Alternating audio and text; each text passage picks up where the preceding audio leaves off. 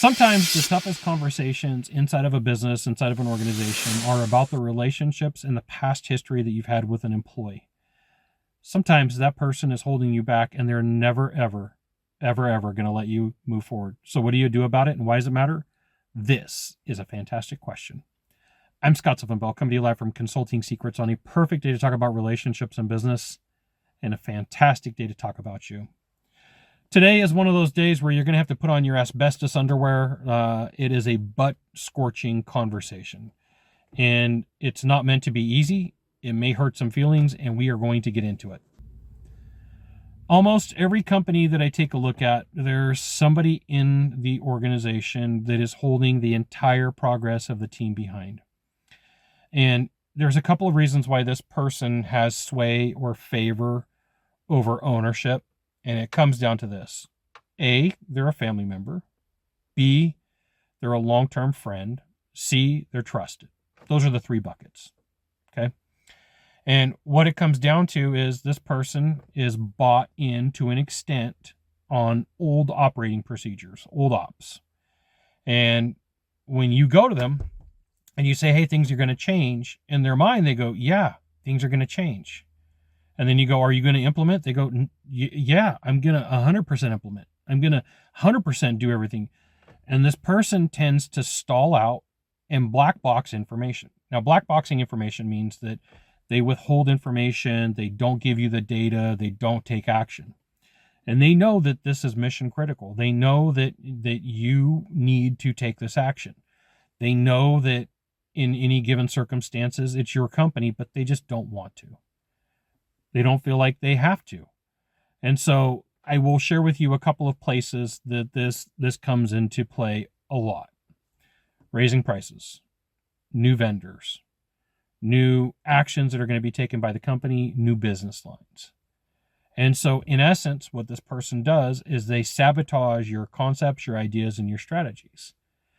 And so you may come up with the most amazing plan. You may hire a consultant, you may hire a development team, you may put money on the line, and then you hand it off and you say, you take care of this.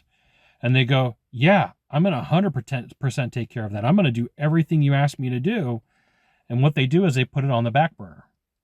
And the reason why this is an uncomfortable conversation is you've got, as a business owner, an entrepreneur, or even a manager, some decisions to make. You know, there should be a conversation at the highest level inside of an organization of who's going to block this. So when I go and I work with a company, an organization, an individual, I'm like, who's going to block this idea? And then they tell me, nobody. Like, I promise you somebody's going to block this. And then they tell me, okay, well, here's who it's going to be. And okay, so what are the opportunities? What are you going to do? What are the actions that you're going to take? And there's always hemming and hawing. There's always, oh my goodness, I really don't want to have to deal with this person.